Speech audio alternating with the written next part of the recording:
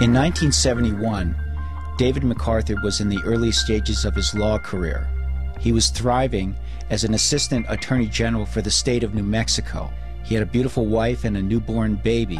That life was shattered when one day he came home and found his baby in the crib and his wife missing, and later learned his wife had been murdered. Eventually, for his own peace of mind, he had to meet his wife's murderer and find the release of forgiveness. David McARTHUR became an ordained minister in 1980 and is now senior minister of the Unity Center of Walnut Creek.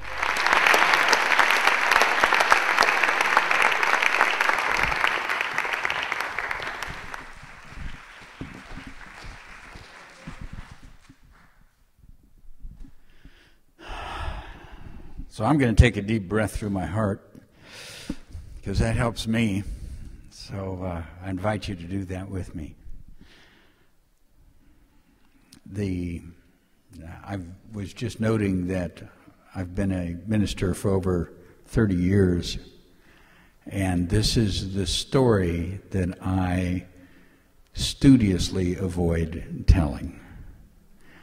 And I feel such appreciation for this group of people, because I know each one of us sit here because we know there is a potential in the experience of forgiveness to make a huge difference in our lives. And when it does that, it makes a difference in lives all around us. So Bob had asked me to share how that forgiveness came about, and I want to focus on that because the events that brought that pain into my life are simply the events that brought pain into my life. You have your own, and you have people in your world who have those. And the question is not what happened.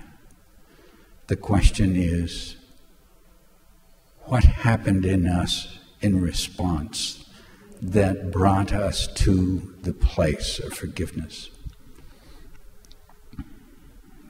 The different ways that I originally, when I learned what had happened, as I tried to deal with my grief, with the collapse of my world as I understood it at that moment, and with a daughter who was not yet a year old, I notice when I remember back to those times that there's a lot of fuzzy places. But one of the things that is there first, when I looked at going to my in-laws to be with them as they had just learned of the death of their daughter, it was important to me, and this was out of my anger, that the individual who had taken that life not be mentioned, because I did not want that being to intrude upon the experience that our love for my wife, for Kathy, was about.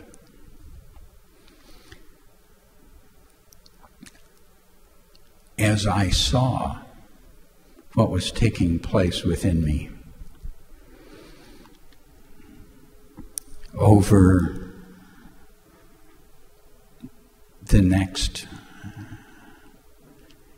the truth is it was probably just over the next several months,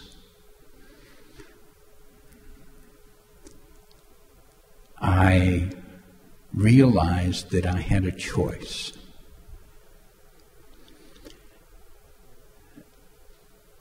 And it was very simple. Every time the anger came up, I was not in a place of love. Anger and hatred are not the flip side of love. They have nothing to do with it. It completely took away the experience and the feeling of love. There were two people who needed my love. One was Kathy, who had just gone through the experience of death. And to take away from my thought of her by going to anger was to spend time not in love.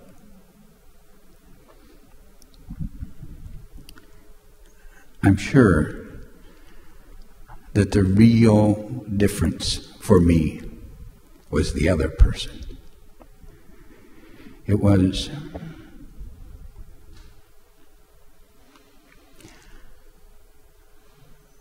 a little baby and the biggest thing in her world,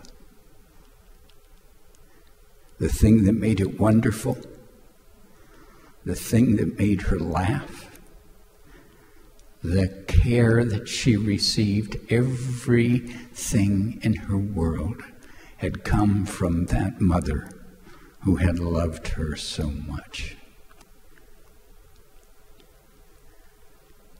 And her mother was no longer there.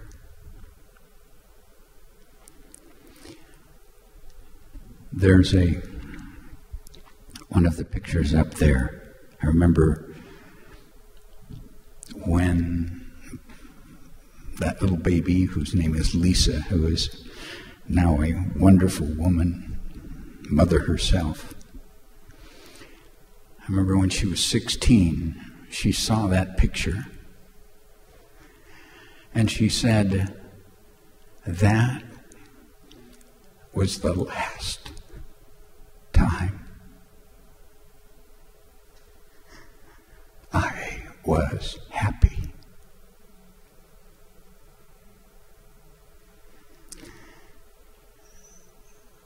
Now I wanted to remind her of all the wonderful times that we have had through those 16 years. But I understood.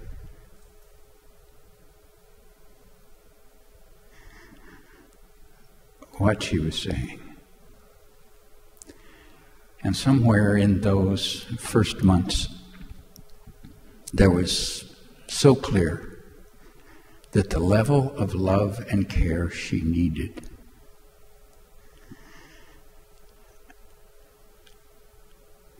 to be without limit.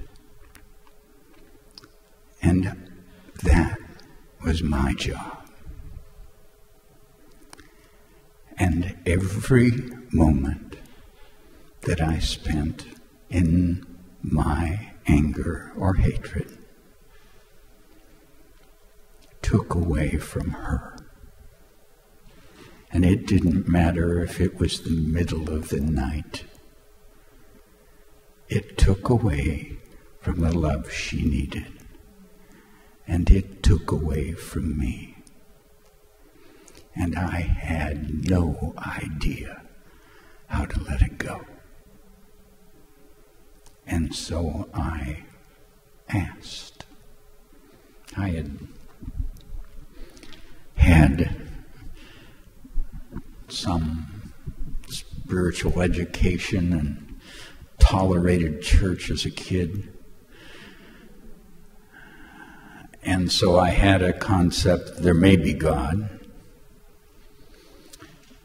And I'd heard the teaching of forgiveness. I wasn't asking to forgive. I was asking to be free so that I could be what I needed to be for this child. When I did that asking,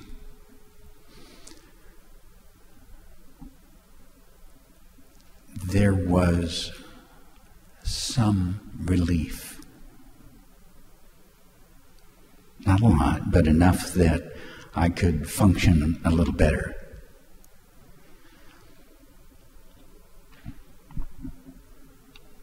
Probably 2 months after that experience of asking, I went through a moment. In that moment, what actually happened was I was sitting on the floor playing with Lisa, the baby, and she had some blocks or something, and she was happy with them for a moment, so I just sat up on the couch and watched her. And what I saw was she began to play with someone I could not see. What I knew and could see in her face and in her body as she responded to this being she was playing with, I was sure that it was her mother. Then I experienced love beyond what I can begin to describe. It filled me, overwhelmed me. It was far more real than standing here today. It overwhelmed every part of my being.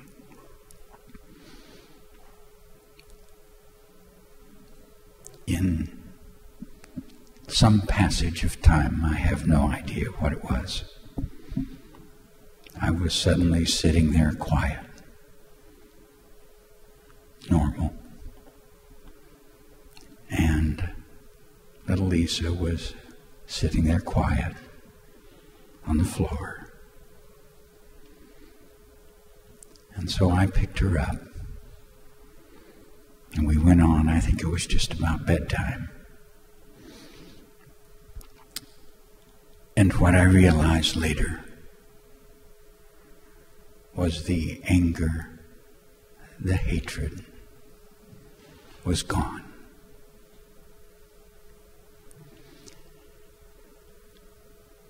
I was free.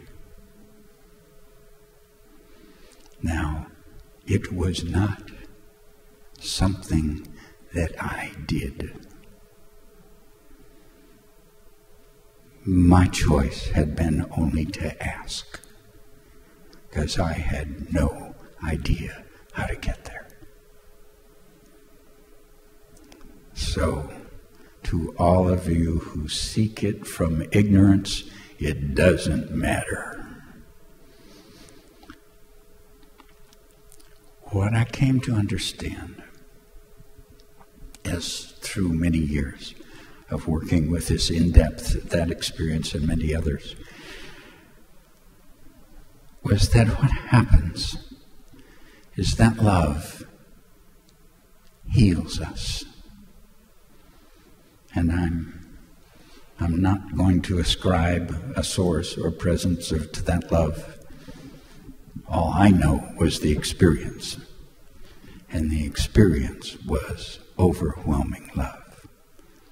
What I now understand is that I was healed of the pain that was causing me to have to protect myself, my world, and project on that young man who had brought this pain into my life. It did not end my grieving though it gentled it greatly. But no longer was there any need to focus on that being. I did have the experience sometime later. Wouldn't know if it was 6 months or a year and a half, but eventually being with him. It was in the state mental hospital. And I wanted to see what was in me. And as we talked, what I realized was I did not feel love for him, but I did feel compassion. Because I realized in whatever took place,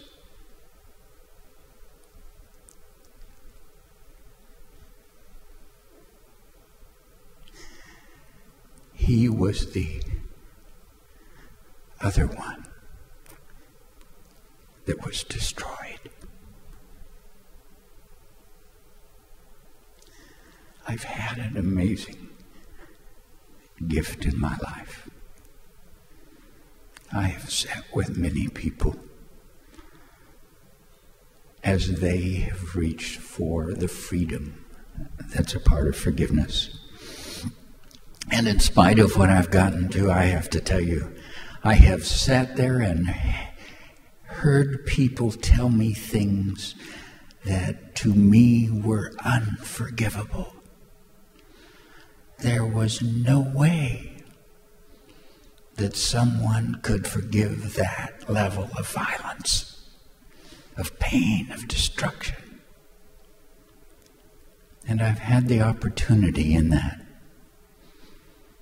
to support them in the one thing that brought release to me, and that was opening to feel the experience of love, to letting that love focus on the pain, the hurt that they held. And the amazing thing is, as they let themselves experience that love and touch that part of them that had carried amazing pain, they would turn around and almost effortlessly release their resentment and walk away free. So I know that it's real. And I know we can all get there. And thank you for holding that knowingness with me. Thank you.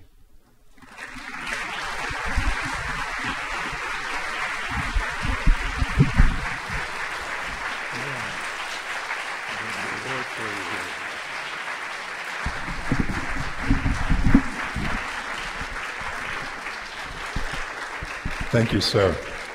The Worldwide Forgiveness Alliance hereby honors David McARTHUR as a hero of forgiveness in recognition of his exemplary commitment to forgiveness, reconciliation, and peace on this 5th day of August, 2012, signed Robert W. Plath, founder and president of the Worldwide Forgiveness Alliance.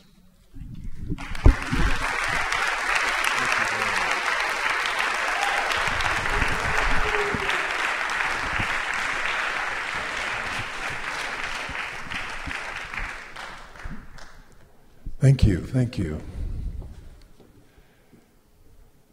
Such emotion goes through this place as these stories are told. And amazingly, it's very uplifting. Reverend McARTHUR is a teacher of a practice called hard math. And I looked it up on the internet, and one of the the statements that stuck out for me was this one. In the long run, it's not a question of whether they deserve to be forgiven. You're not forgiving them for their sake. You're doing it for yourself, for your own health and well-being. Forgiveness is simply the most energy-efficient option. It frees you from the incredibly toxic, debilitating drain of holding a grudge. Don't let these people live rent-free in your head. If they hurt you before, why let them keep doing it year after year in your mind? It's not worth it, but it takes hard effort to stop it. You can muster that hard power to forgive them as a way of looking out for yourself. It's the one thing you can be totally selfish about.